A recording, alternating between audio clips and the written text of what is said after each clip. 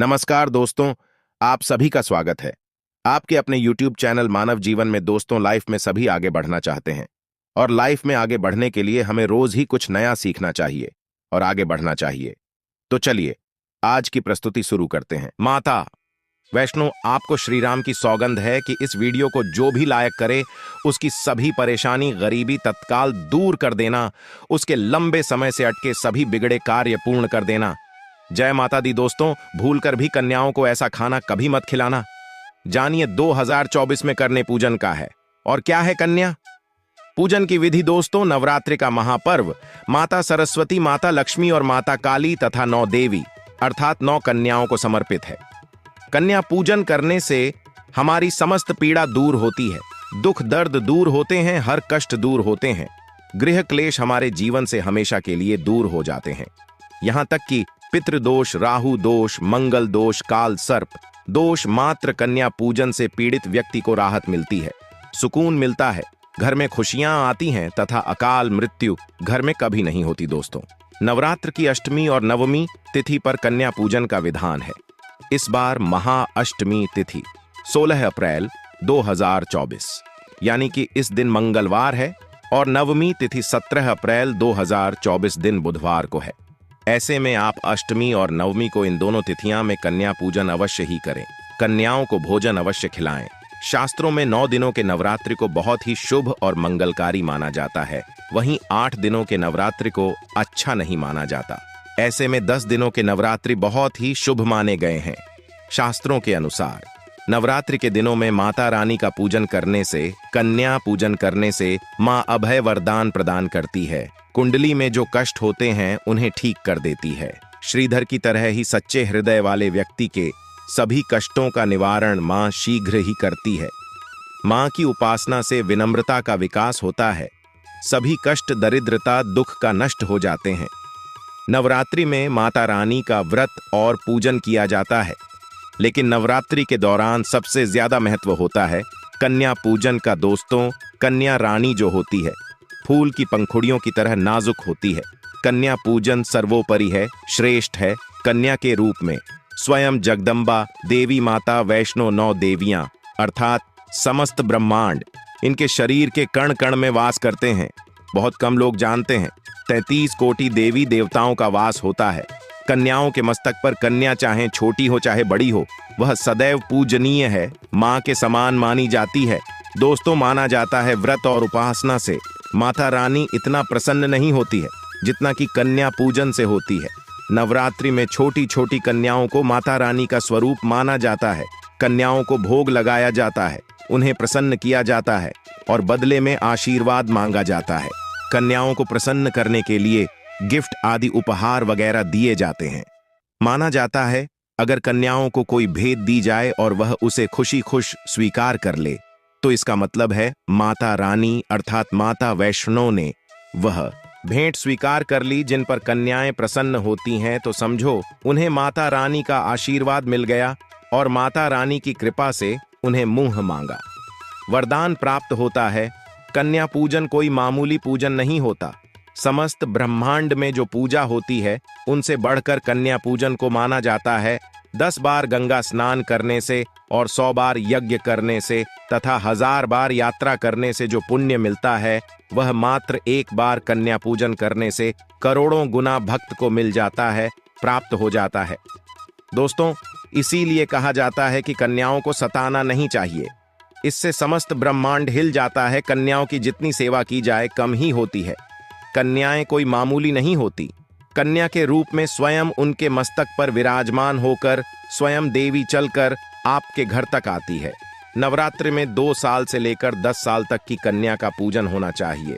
अष्टमी अथवा नवमी को कन्याओं के पैर धोकर भोजन कराना, उपहार आदि देना श्रेष्ठ माना जाता है, दुर्लभ माना जाता है। ऐसा मौका कभी हाथों से नहीं जाने देना चाहिए। इस दिन जितना ज्यादा हो सके कन्याओं को हाथ पकड़कर, पैर पकड़कर अपने घर तक लेकर आए। दोस्तों, वीडियो में आगे बढ़ने से पहले आप अपनी राशि भी कमेंट बॉक्स में जरूर दीजिएगा। यदि हमारे पास कोई उपाय होगा तो वह आकर हम आपके कमेंट का रिप्लाई में बता देंगे। कोई भी राशि के अनुसार अगर उपाय करता है तो माता वैष्णो बड़ी प्रसन्न होती है और ऐश्वर्य धन प्रदान करती है, मालामाल बना देती है। इसीलिए राशि कमेंट में जरूर छोड़े और हाँ, माता को एक लाइक जरूर करें। लाइक करने में कंजूसी ना करें। दोस्तों, कैसे करें कन्याओं का स्वागत?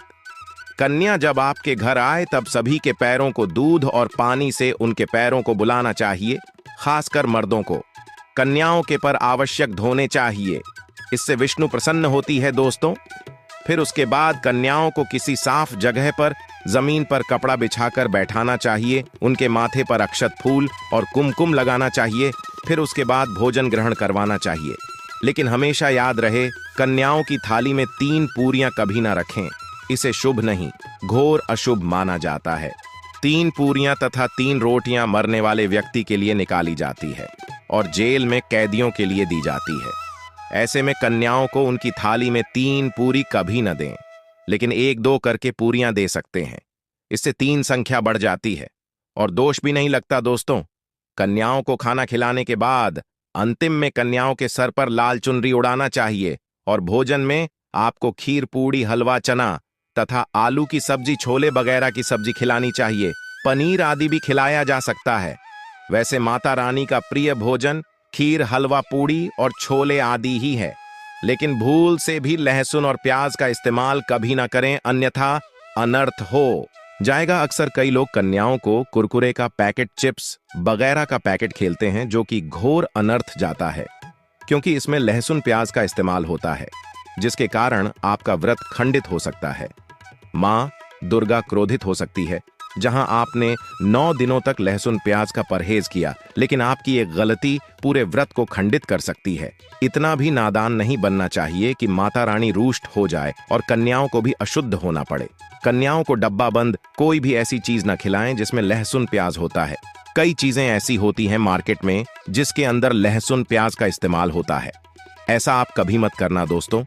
कई लोग कन्या पूजन में खाना घर पर नहीं बनाते और मार्केट से रेडीमेड लाकर ही खेलते हैं तथा दही जलेबी खिलाते हैं, क्योंकि शुभ नहीं माना जाता है।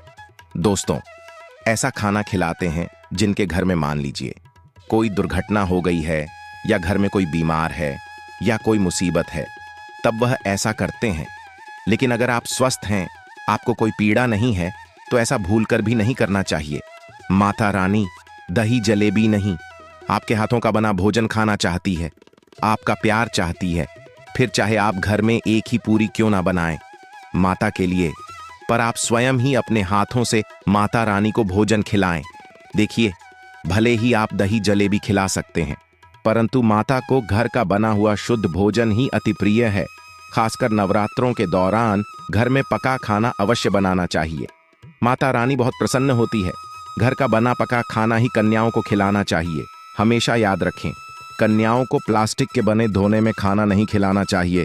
ऐसे बटन पूजा पाठ के लिए शुभ नहीं अशुभ होते हैं, क्योंकि प्लास्टिक के ज्यादातर बटन जो होते हैं जानवरों की हड्डियों द्वारा बनाए जाते हैं। इसीलिए ऐसा पाप मत करना।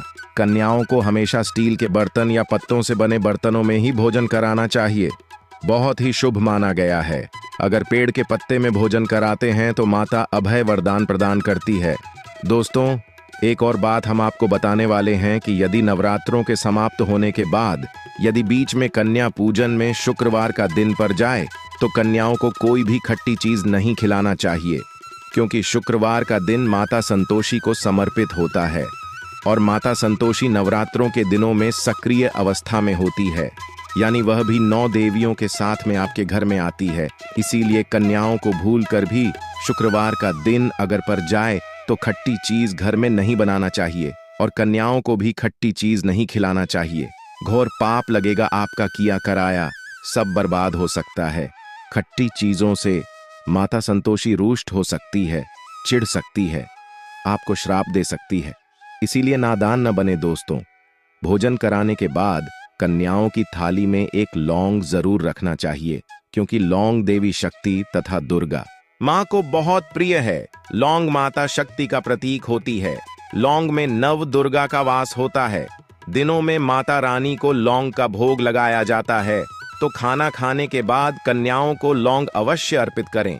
माता रानी को अमृत से बढ़कर लौंग प्रिय है, इसीलिए कन्याओं को थाली में चुपचाप एक लौंग जरूर रख दें। आपका भाग्य चमक जाएगा। माता लक्ष्मी आपके जीवन में धन की कोई भी कमी नहीं होने देंगे। दोस्तों, आपको बता दें, कन्याओं को उपहार में क्या दें? कन्याओं को खुश करने के लिए उनकी थाली में दक्षिणा डालें, ताकि आपके घर में संपन्नता बनी रहे तथा धन की कोई भी कमी ना हो। कन्या जब आपके घर से खुशी खुशी धन लेकर जाती है, तो वह भी आपको खुशी खुशी कई गुना आपको धन प्रदान करती है। इस समय कंजूसी मत करना, खुशी खुशी कन्याओं को धन अवश्य देना। कन्याओं को कोई सुन गिफ्ट दे सकते हैं। शास्त्रों में बताया जाता है कि कन्या जितना खुश होती है, माता रानी उतना ही जल्द फल की प्राप्ति प्रदान करती है। ऐसे में आप कन्याओं को चॉकलेट बॉक्स दे सकते हैं तथा खूबसूरत कपड़े दे सकते हैं। याद रहे, काले कपड़े ना दें और स्टील के बर्तन भी गिफ्ट के तौर पर दे सकते हैं। याद रहे कि कन्याओं को लोहे का कोई भी सामान नहीं देना चाहिए, नहीं तो राहु केतु का प्रभाव आपके जीवन में प्रवेश कर जाएगा।